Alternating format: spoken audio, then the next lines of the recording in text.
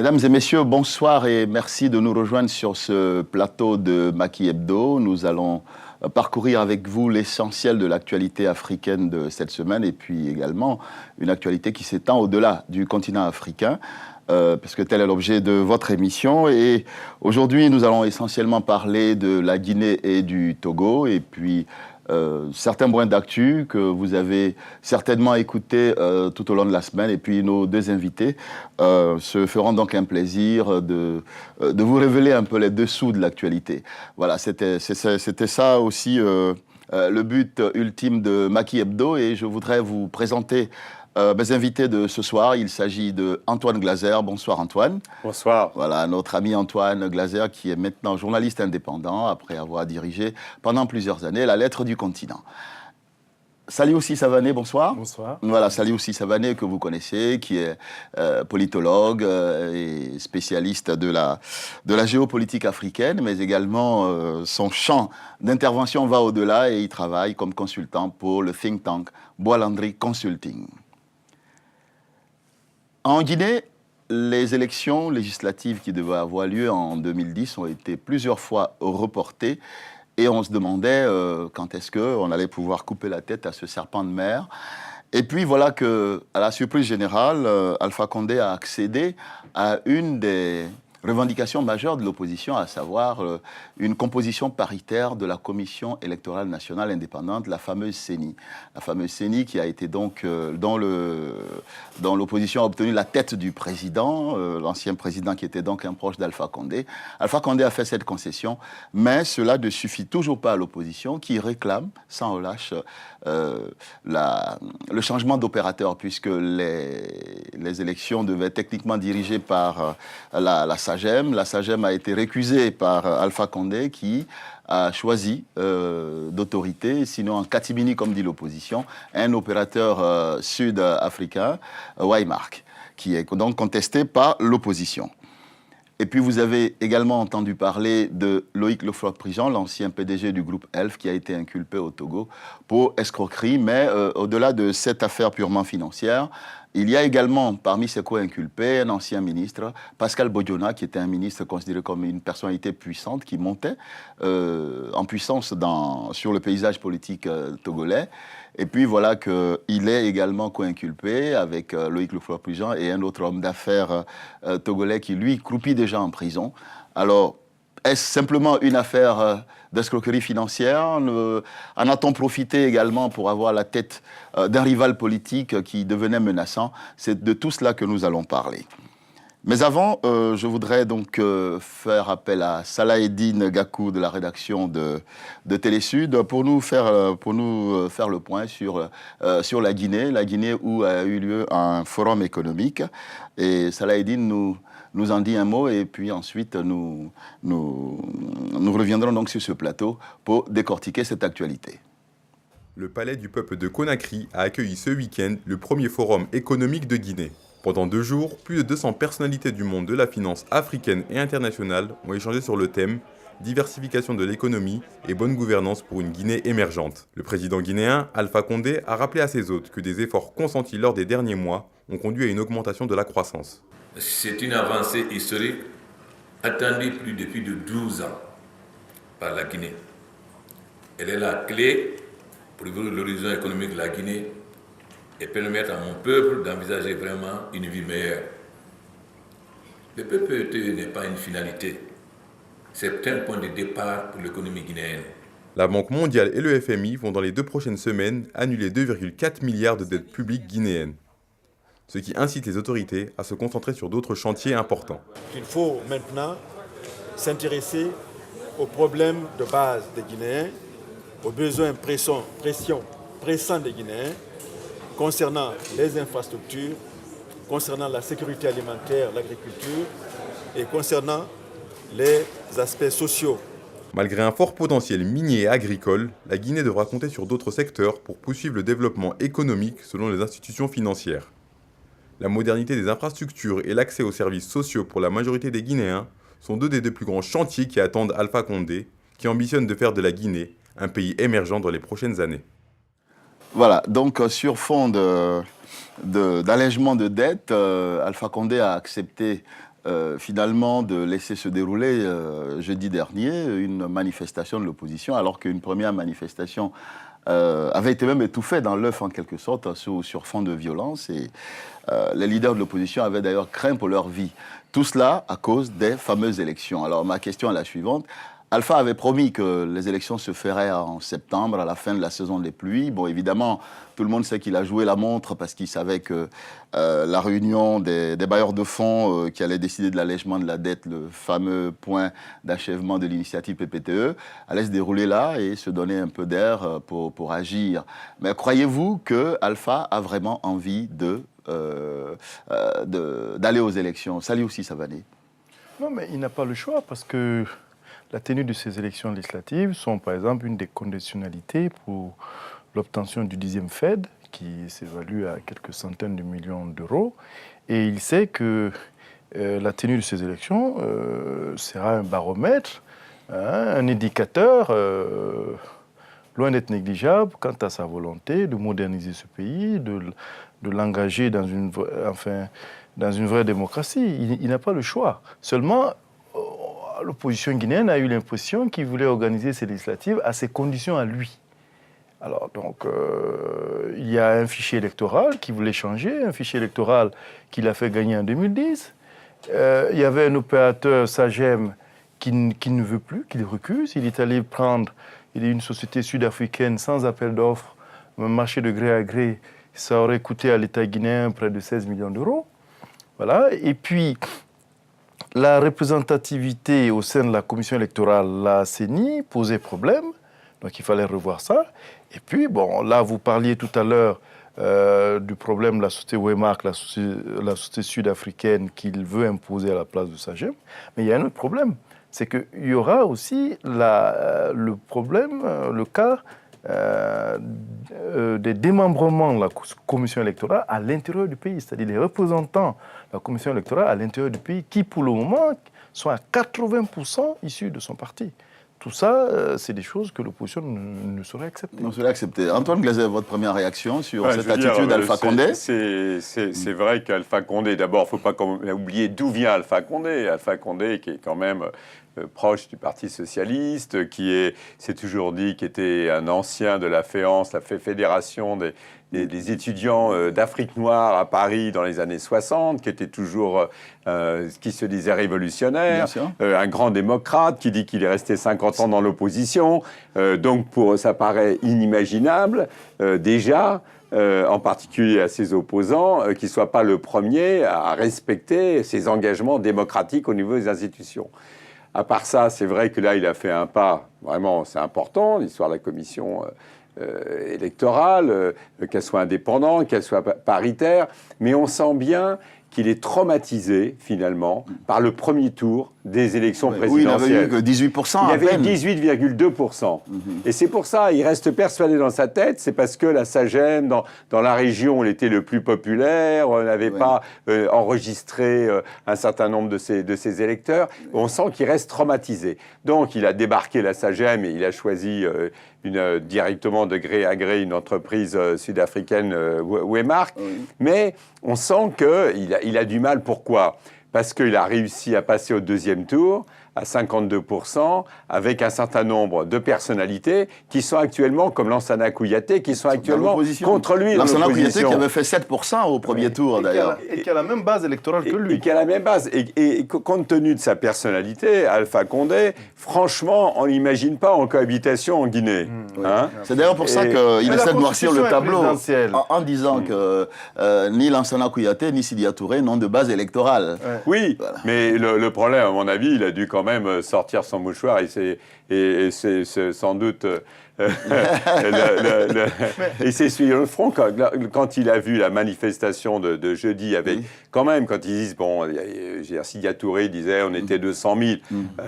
Franchement, je n'étais pas là pour compter. Mais on voit quand même qu'il y avait beaucoup de gens dans la rue.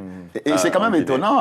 Généralement, en Afrique, c'est les perdants qui veulent changer les règles, qui veulent changer les opérateurs, qui veulent changer le dispositif électoral. Mais là, bizarrement, c'est le vainqueur qui, lui, veut changer les choses telles qu'elles sont. Sans vous couper, lui-même a dit dans une interview qui n'avait rien à craindre des législatives puisque la Constitution est présidentialiste. Donc il n'y aura pas de cohabitation s'il n'a pas la majorité absolue à l'Assemblée. Il le sait très bien. Alors, ce qui fait dire à certains opposants, je ne sais pas sur quoi ils se basent, c'est qu'il a besoin d'avoir un contrôle sur l'Assemblée nationale pour faire passer des lois, notamment sur le minier. Et donc, il tient absolument à avoir comme une espèce de chambre d'enregistrement. Mais s'il n'a pas l'Assemblée à sa main, dans n'importe quel pays africain, je veux dire, c'est effectivement, il ne pourra pas gérer comme il l'entend. Il peut y avoir, parlementaires peuvent faire des enquêtes, peuvent faire des audits. Et effectivement, sur tout ce qui est le code minier, les entreprises, les contrats.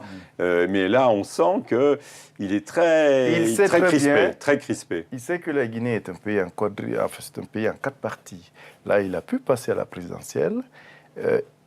Comme le confirme, comme le disait d'ailleurs un chercheur chez International Crisis Group, il n'est pas assuré d'avoir la majorité absolue à l'Assemblée nationale. Parce qu'en fait, plus le temps passe, les difficultés sociales s'amoncellent et donc ça lui fait perdre des soutiens à l'intérieur du pays. Il y a de plus en plus de déçus. Bon, maintenant, là, il y a le PPTE, mais le PPTE, il faudra qu'il soit assez didactique, qu'il explique aux Guinéens que ce n'est pas de l'argent, parce que le Guinéen moyen pense que le PPTE, c'est de l'argent qu'on va donner et qu'il va redistribuer. Non, ce n'est pas de l'argent. Et donc, bon, voilà, donc, il a des choses à régler. Il faut qu'il aille à ces élections qui démontrent qu'il est un vrai démocrate, et que, bon, voilà... Est-ce que tout ça, c'est pas un peu, comme disent les experts, le malheur de la plupart des pays bipolaires, comme par exemple en Guinée, on sait qu'il y a le bloc malinké d'un côté et le bloc des Peuls. Si on ne peut pas faire... Enfin, on a souvent dit, même ici, on ne peut pas faire non plus comme si on était, je veux dire, en Europe et autres. C'est vrai, il y a des pays qui sont souvent en construction, sans faire la musique sur oui, il faut leur laisser du temps au temps, ça commence à bien faire. C'est vrai, il faut aller à la démocratie, etc. Et c'est un homme, une voix. Mais bon, c'est vrai que ce sont des pays, il y a un certain nombre d'analphabétisme dans un certain nombre de régions. Voilà, la démocratie, les gens n'ont pas les moyens. Et puis, je veux dire, le problème de fond aussi, c'est que l'opposition et la société civile, les syndicats et autres n'ont pas les moyens. C'est le principal problème en Afrique. C'est pas tellement... Bien sûr qu'il y a toujours les problèmes ethniques, bien sûr qu'il y a toujours les problèmes régionaux, mais le problème de fond quand même, c'est que l'opposition, à partir du moment où il n'y a pas d'alternance, comme il y a très peu d'alternance en Afrique, et ben les opposants n'ayant jamais été au pouvoir, il y a une question de responsabilité, une question de gestion, il y a une question de moyens. Je veux dire, quand le chef de l'État a tous les moyens de l'État, moyens de l'État. C'est une démocrature, ce qu'on appelle les démocratures. Voilà. Très bien. Alors, pour finir avec Alpha, vous pouvez vous risquer à faire un pronostic avec les indicateurs que vous avez? Vous croyez qu'il va aller aux élections avant le mois de décembre? Je pense qu'à un moment donné, je ne sais pas si ce sera avant le mois de décembre, ça me semble un peu short, mais c'est difficile de faire des pronostics, mais on ne voit pas comment ils vont, avec le principal opposant, Cellou Alain Diallo, vont bien être obligés de bouger et d'une façon ou d'une autre, d'aller... Ils se sont d'ailleurs rencontrés pendant plusieurs heures, mais ça n'a rien donné. Non, mais Saliou a raison. Les gens confondent l'annulation de dette avec les fonds débloqués.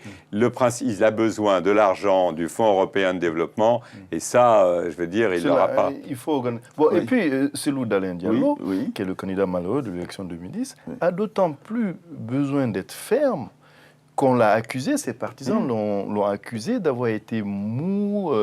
Il a trop vite reconnu la victoire de son adversaire, son échec.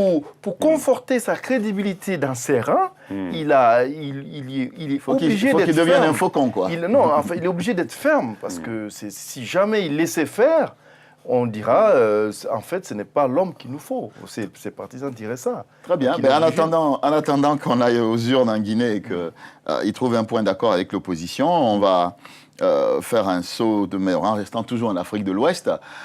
Nous rendre au Togo, où Loïc Leclerc-Prigent, l'ancien PDG d'Elf, est accusé d'escroquerie par un homme d'affaires émirati et qui estime qu'il a été pris dans une nasse, dans une escroquerie à la nigériane, on va dire. Alors, Ngane Diouf va nous faire le point sur cette affaire et puis nous revenons en plateau pour en parler. Loïc Le Floch-Prigent, l'ancien PDG du géant pétrolier Elf, a été une nouvelle fois entendu au tribunal de Lomé par le juge d'instruction pour complicité d'escroquerie.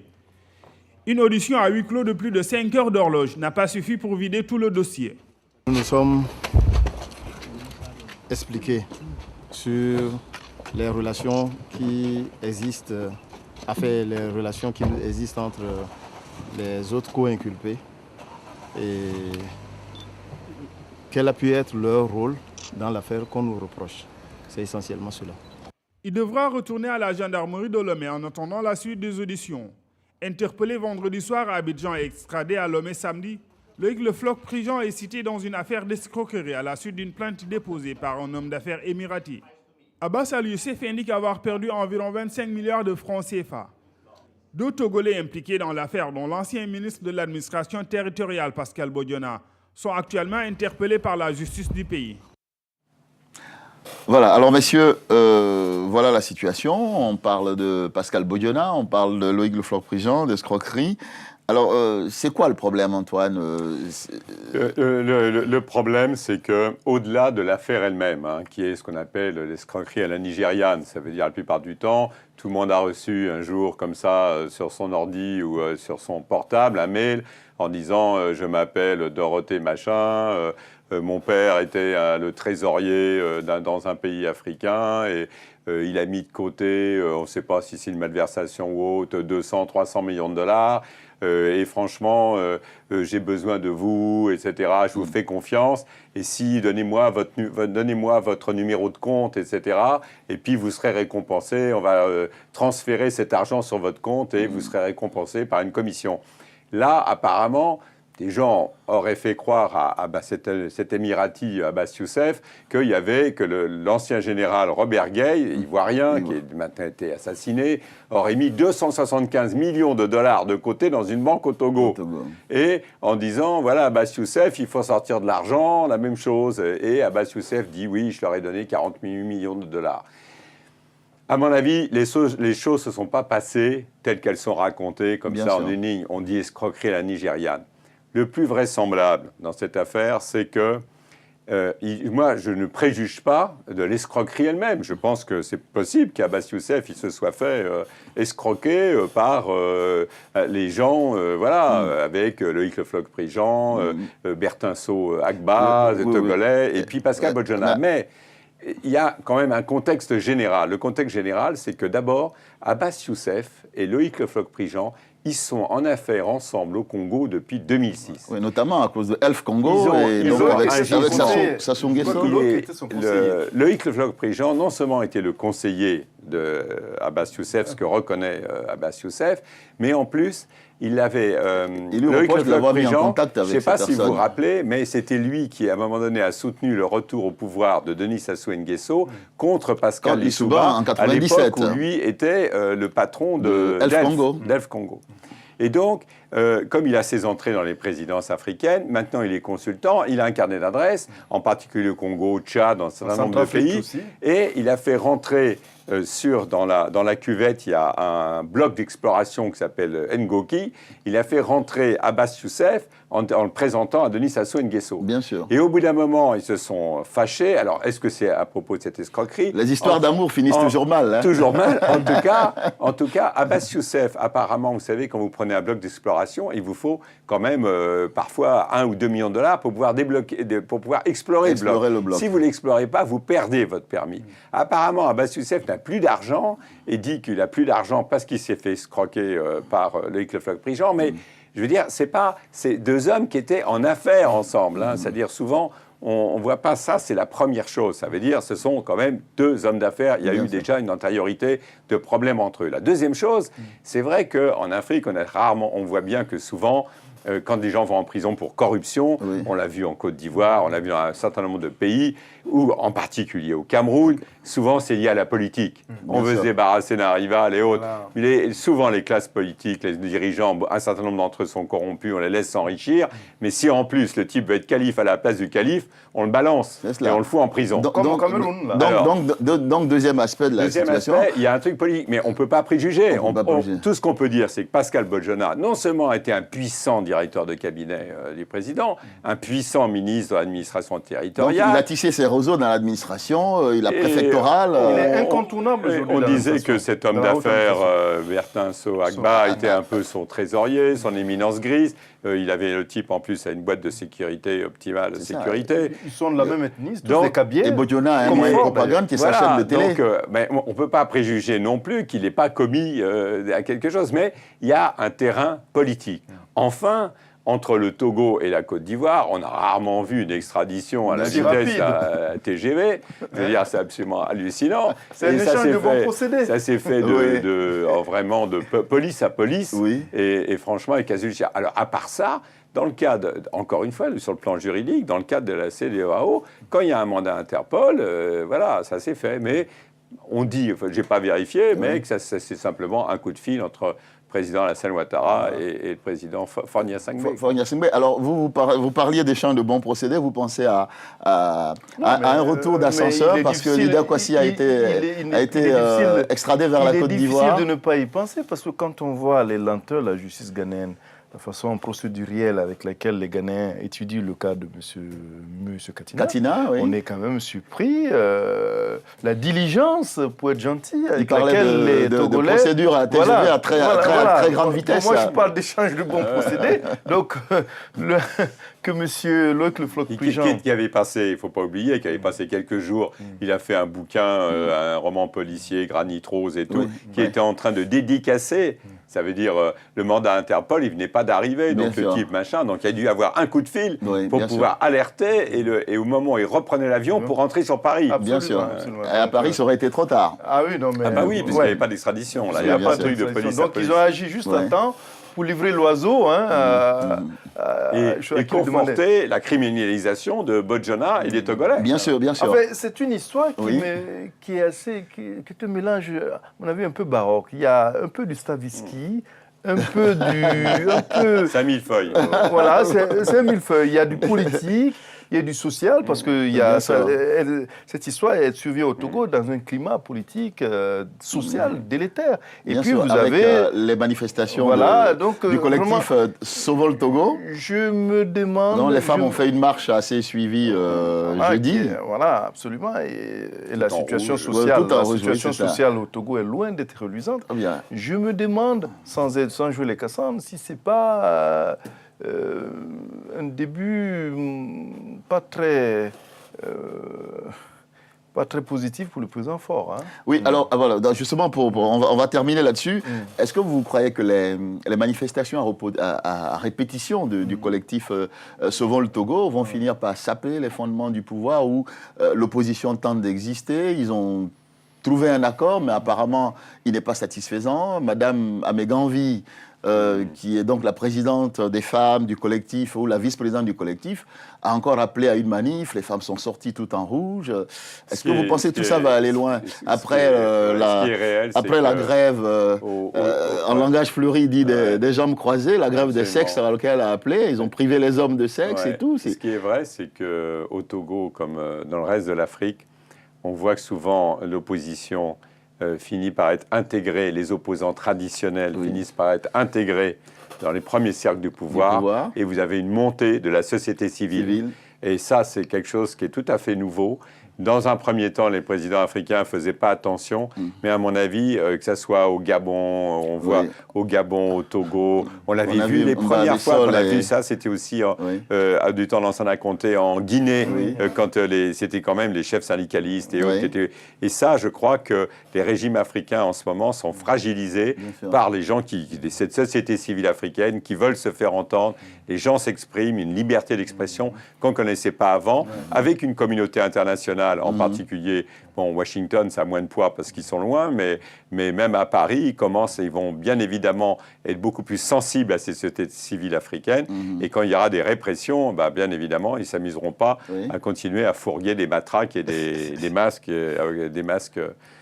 pour les gaz lacrymogènes. Surtout Aliou Marie avait voulu envoyer justement tout ça en Tunisie. Je crois que mal lui en a pris. Quand on a connu le système il y a des années 70, c'était le culte de la personnalité, c'était un peu la Corée du Nord, c'était presque du totalitarisme. C'était le contexte à l'époque qui voulait ça aussi en Afrique. Il meurt, on lui succède son fils, et on voit petit à petit, avec le temps, s'effilocher, devenir, s'affaiblir. Il a quand même réussi avec J-Christ Olympio, son principal opposant, à l'intégrer. Comme vous le disiez tout à l'heure, le vide s'est créé, il y a eu un appel d'air, la société civile s'est engouffrée. Ça n'empêche que dans le Nord, dans le pays kabien, il ne fait plus l'unanimité. Pascal Bojona est kabien, Bertin Agba est kabien, son frère Kwacha est en prison.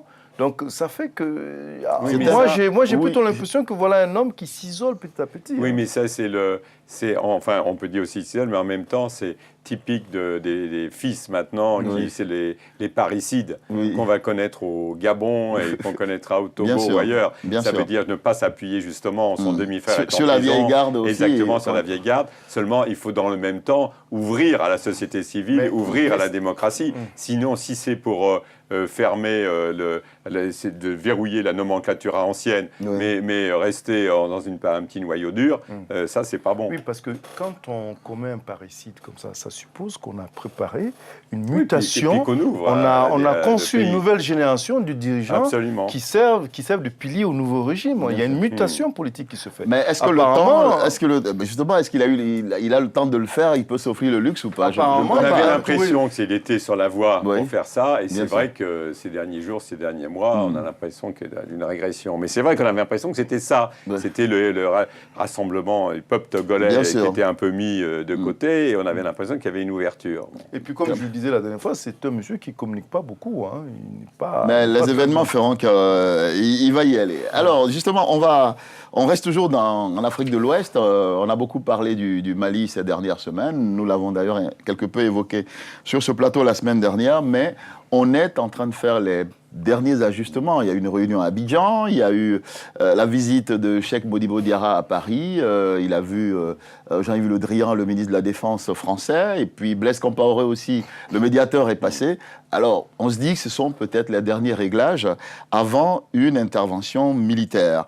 Alors, je voudrais qu'on regarde ensemble ce sujet de Mathias Zakam, et puis ensuite nous essaierons de décortiquer tout cela.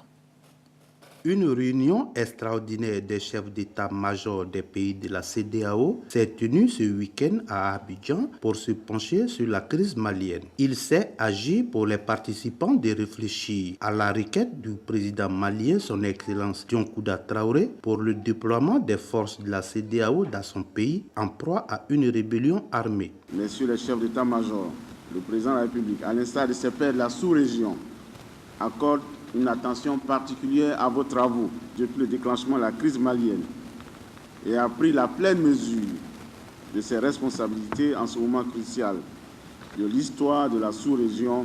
Au terme de ces travaux qui ont duré 2 jours, les chefs d'état-major des pays de la CEDEAO n'ont pas pu produire un communiqué final à l'issue de plusieurs huis clos. Les généraux ont soumis le résultat de leurs travaux à l'approbation de la conférence des chefs d'État et de gouvernement qui se réunira à Abidjan bientôt. La réunion extraordinaire qui nous rassemble aujourd'hui, elle succède à plusieurs autres et dans plusieurs pays pour se pencher sur l'épineuse crise que vit le peuple malien depuis l'occupation des 2/3 de son territoire. La réunion se tient après que la requête tant attendue pour le déploiement des forces de la MISEMA est donnée par le gouvernement du Mali. C'est sur la base de ces propositions que sera retenue l'option militaire. Mais une préoccupation demeure, celle des Maliens qui ne veulent pas voir des soldats de la MISEMA sur leur territoire, ce qui traduit la complexité de la crise malienne. Voilà, donc crise malienne, les Maliens veulent être aidés par la CEDEAO. En début de putsch, le capitaine Amadou Aya Sanogo avait dit pas question qu'il y ait des troupes étrangères. Et maintenant, la position a évolué. On a dit oui, des troupes étrangères, mais il faut que ce soit elles qui aillent au front. Alors qu'avant, il disait non, les Maliens veulent être devant et que les autres se contentent simplement d'apporter un appui logistique. Alors, est-ce qu'il n'y a pas une partie de poker mental un peu dans tout ça? Le gouvernement malien appelle à l'aide et puis j'ai l'impression que quelque part dans la sous-région, tout le monde ne souhaite pas forcément que les putschistes entrent en possession justement de l'armement qui est bloqué dans les ports africains. Alors, qu'est-ce qui se passe, Antoine? Il se passe qu'on voit bien d'ailleurs, on voit bien que ces réunions, ce qui ressort de cette réunion, c'est aussi un point d'interrogation sur le fait que qui dirige réellement au Mali. On a l'impression que c'est un triumvirat avec un président, un premier ministre et le chef de la junte.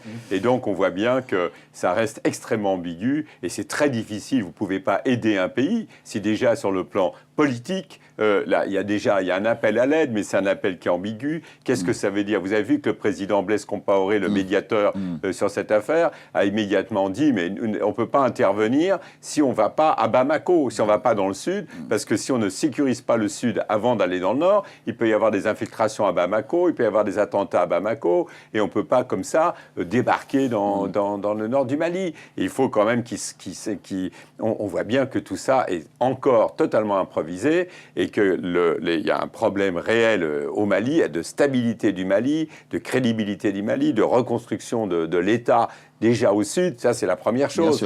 La deuxième chose qui est quand même absolument incroyable, c'est à quel point l'Algérie est aux abonnés absents. Ça veut dire le grand partenaire de la région est quand même l'acteur masqué de tout ça. Ça veut dire on n'entend pas parler, on entend les uns la France qui va plus une logistique et tout, mais enfin, il y a un grand pays qui a des milliers de kilomètres de frontières et on n'entend pas du tout parler de l'Algérie, alors que... La France a un peu peur de fâcher l'Algérie, elle fait un peu profil bas. La France a peur de fâcher l'Algérie, et qu'est-ce que font les Algériens? Les Algériens, ils ont des meilleurs rapports avec les Américains, les services secrets, les services américains, qu'avec les Français, compte tenu de l'ancienne puissance coloniale, le 50 ans d'indépendance. On voit bien d'ailleurs, pour fêter les 50 ans d'indépendance, il y a beaucoup de zones d'ombre qui n'ont pas été soldées. Les Américains, les Russes, les Américains et Russes. Donc je veux dire, on voit bien qu'il y a un vrai problème aussi quand la France dit on va assurer une logistique, il n'y aura pas d'ingérence, etc. Mais bon, déjà, normalement, François Hollande va se rendre en Algérie d'ici la fin de l'année. C'est extrêmement important. On a vu la ministre de la francophonie, Yamina Benguigui, qui a dit voilà, on a la même position avec l'Algérie. C'est pipeau. L'Algérie n'a pas la même position. Alors, ça va aller. Je voudrais que vous réagissiez là justement sur l'attitude du Premier ministre qui dit il y a urgence, on perd trop de temps, sinon du Mali, on perd trop de temps et plus on perd du temps, plus les gens s'enracinent dans le nord. Et puis bon, il y a la réunion du Conseil de sécurité le 26. Il met un peu la pression, mais en même temps, il fait partie de ceux qui... Lui, il a une posture que je ne comprends pas très bien. Il est très proche du médiateur, il a été un de ses lobbyistes aux États-Unis. Il a gardé comme conseiller spécial le ministre d'État des Affaires étrangères qui a été 23 ans conseiller du médiateur, donc Sadio Laminso. En même temps, il a dû avaliser l'importation d'armes maliennes qui ont été bloquées à Conakry un peu partout. Donc on ne sait pas s'il est du côté de la junte. En plus, il est le seul leader politique qui a été, dont la présence a été tolérée lorsque le Haut Conseil islamique a tenu son meeting au Stade Banco, parce que, par exemple, les leaders de l'ADEMA ont été hués, conspués et tout ça. Alors, je ne sais pas quel jeu il joue. Et puis bon, il faut savoir qu'il est proche de son beau-père. D'accord. Au-delà de ces liens privés, ça confirme bien... au niveau du Mali, il n'y a pas vraiment la stabilité. La junte ne veut pas que des troupes viennent s'installer dans son fief, Bamako. Très bien. Alors justement, on va écouter le médiateur Blaise Compaoré à ce sujet, la réflexion qu'il fait concernant l'attitude du gouvernement malien, on va dire, et peut-être plus précisément de la junte.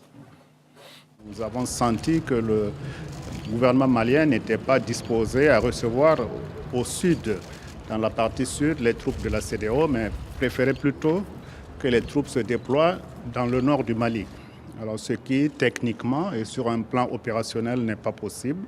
Alors donc, nous allons poursuivre les discussions pour voir comment et dans quelle mesure nous allons pouvoir nous entendre sur une opération conjointe. Nous avons commencé des discussions préparatoires avec les mouvements armés, MNLA en Sardine par exemple, qui ont marqué leur disponibilité au dialogue, mais nous attendons toujours que le gouvernement à Bamako puisse mettre en place un organe de négociation gouvernementale pour que les partis puissent valablement se retrouver. Voilà, donc tout est dit là. Oui, on voit que si lui dit qu'ils attendent une position plus claire du gouvernement malien, on ne voit pas comment les choses peuvent s'enclencher si déjà au départ ça ne se clarifie pas. Je pense que le capitaine Sanogo, qui on a reconnu un statut d'ancien chef d'État. Qui lui a été retiré. Qui lui a été retiré, bon. Oui, mais enfin... J'espère qu'il aura l'intelligence politique de comprendre, parce que je l'ai entendu il n'y a pas longtemps se comparer au général de Gaulle. J'espère qu'il sera suffisamment inspiré pour vouloir entrer dans l'histoire et permettre à ce que les gens viennent s'installer et s'organiser pour qu'il y ait la reconquête du nord du Mali, parce qu'on sait ce qui se passe actuellement. C'est des violations quotidiennes des droits de l'homme. Oui, bien sûr. Voilà. On aura l'occasion d'en parler, de toutes les dérives islamiques, islamistes qu'il y a dans le nord du Mali. Mais en attendant, nous allons nous changer complètement de zone géographique et nous rendre en Afrique du Sud, où la grève des mineurs a abouti à un accord qui a permis donc une augmentation, on va dire substantielle, de 22%, alors que les mineurs réclamaient pratiquement du simple au double. Mais cela n'a pas empêché l'agitation sociale de continuer, et c'est ce que va nous démontrer Moïse Moukoro de la rédaction de Télésud. C'est une autre image des mineurs sud-africains. Quelques semaines après le massacre de la mine de Marikana qui avait fait 34 morts, c'est dans une ambiance de folie que le congrès de la Confédération syndicale sud-africaine, COSATU, s'est ouvert hier à Johannesburg. À travers cette rencontre, les délégués venus des 4 coins du pays souhaitent surtout afficher leur union. Le président de la COSATU est réélu. Ce dernier appelle à éviter toute division qui, selon lui, a été à l'origine des événements survenus à Marikana le mois dernier. Nous devons mener des réflexions sur les événements de Marikana et tirer toutes les leçons. Nous devons aussi réfléchir à comment donner du poids à la classe ouvrière. En ce moment, l'unité des ouvriers n'est pas au beau fixe. Les ouvriers ne gagneront pas s'ils sont divisés. Un message des rassemblements que le président Zuma est également venu délivrer. Depuis des mois, les grèves se multiplient dans les mines d'or et de platine dans le nord. Jacob Zuma s'inquiète de leur impact sur l'économie nationale. Les grèves, ajoutées aux autres interruptions, représentent pour les caisses de l'État un manque à gagner de 280 millions d'euros. Dépassé par un conflit qui a déjà coûté 418 millions d'euros au secteur minier, Jacob Zuma n'a pas hésité à employer ces derniers temps les grands moyens comme l'armée pour tenter de ramener le calme dans le pays. Même si la plupart des délégués de la COSATU sont plutôt favorables à Jacob Zuma, il y a de plus en plus de syndicats dissidents. À l'issue du Congrès national, la COSATU décidera si elle doit rester alignée sur les positions de l'ANC, dont le Congrès se déroulera en décembre prochain. Voilà, donc Jacob Zuma qui veut interdire par la force toute manifestation sociale jusqu'au mois de janvier, donc jusqu'à ce que le congrès de l'ANC ait lieu. Alors, à votre avis, est-ce que tout ça va s'arrêter? Pourquoi est-ce que l'agitation continue à Rustenburg notamment? Oui, c'est-à-dire que il y a eu cette augmentation obtenue, il est tout à fait normal que les autres mineurs exigent la même chose. Cela révèle, à mon avis, que ce pays après l'apartheid n'a pas, les dirigeants de ce pays, notamment Mbeki et Zuma, n'ont pas engagé une modernisation sociale de ce pays. C'est-à-dire, à mon avis... Même Kgalema Motlanthe, qui portait certains espoirs, a également grandement déçu. À mon avis, l'Afrique du Sud a besoin d'un Lula. C'est-à-dire vraiment quelqu'un qui engage une vraie transformation sociale, redistribution des richesses. Parce qu'on est sorti de l'apartheid, mais on constate une forme d'archaïsme social, c'est-à-dire des pratiques sociales datant de la période de l'apartheid qui sont insupportables aujourd'hui. Il faudra, à défaut de Zuma, je ne sais pas quel sera son successeur, mais il est impérieux de conduire cette modernisation du monde du travail. Voilà, à son terme. Antoine, un mot sur ce point. Juste une parenthèse, il faut se souvenir que dans ce pays, les élites dites prédatrices coûtent à l'État 2 milliards d'euros par an. Il parlait tout à l'heure, M. Zuma, de perdre 280 millions d'euros. Les gens qui laissent voler coûte à l'État 2 milliards d'euros. Voilà. Très bien. Antoine, un mot rapidement sur ce point. La même analyse, c'est-à-dire on voit bien que les populations se réveillent, en particulier les travailleurs dans les mines.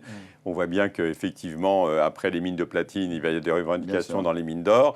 On voit bien que Jacob Zuma, il doit être sous la pression des groupes miniers. Et à ce moment-là, il veut continuer à faire rentrer dans les caisses de l'État la fiscalité sur des compagnies. Mais je veux dire, on voit bien les trucs des townships. À part ça, ça reste quand même un pays exceptionnel. Tout le monde avait prévu que ça allait imploser. Il faut aussi reconnaître, voilà, c'est pas facile, mais on voit bien que l'ANC et puis les syndicats qui contrôlent, en ce moment, commencent à être débordés. Jusqu'où ça va aller, comment ils vont récupérer l'affaire. Mais c'est vrai que là, on a l'impression vraiment qu'il y a des mouvements, une mobilisation, le mouvement populaire, c'est un vrai réveil de la base de l'Afrique du Sud. Très bien. Oui, rapidement. Juste un mot, c'est pour dire que on constate une différenciation sociale entre les adhérents et les dirigeants. Des dirigeants syndicaux qui vivaient dans des taudis au moment de l'apartheid, dans des garages, là, et qui maintenant sont dans des quartiers UP, et avec des adhérents dont les conditions sociales n'ont pas changé. C'est le butin de guerre, il faut bien récompenser les anciens combattants. Elles deviennent des élites prédatrices. Très bien. Alors, il nous reste très peu de minutes, et je voudrais qu'on sorte donc de ce quart d'heure de l'actu, avec un dernier point d'actu qui semblait, sur lequel nous n'aurons pas d'image, mais qui semblait vous tenir à cœur, c'est l'élection de... Oui, la Corne d'Afrique, avec la mort de Méles, qui était une personnalité assez forte, avec des incidences au Sud-Soudan, au Soudan, en Somalie. Voilà un pays... Avec un nouveau Premier ministre qui a été nommé, Haïlé Mariam Desalegn. C'était un régime particulièrement autoritaire, très dur, parce qu'on parle beaucoup de l'Éthiopie. On parle beaucoup de l'Éthiopie aux 2 points de croissance, modernisation.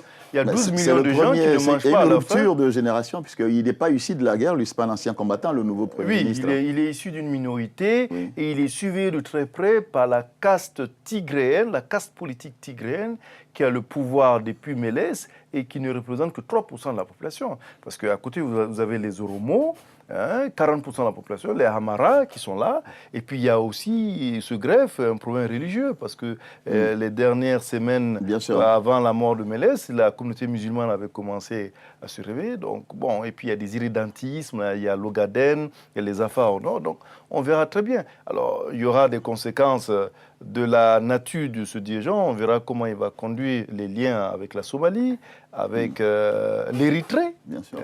Et avec les Américains.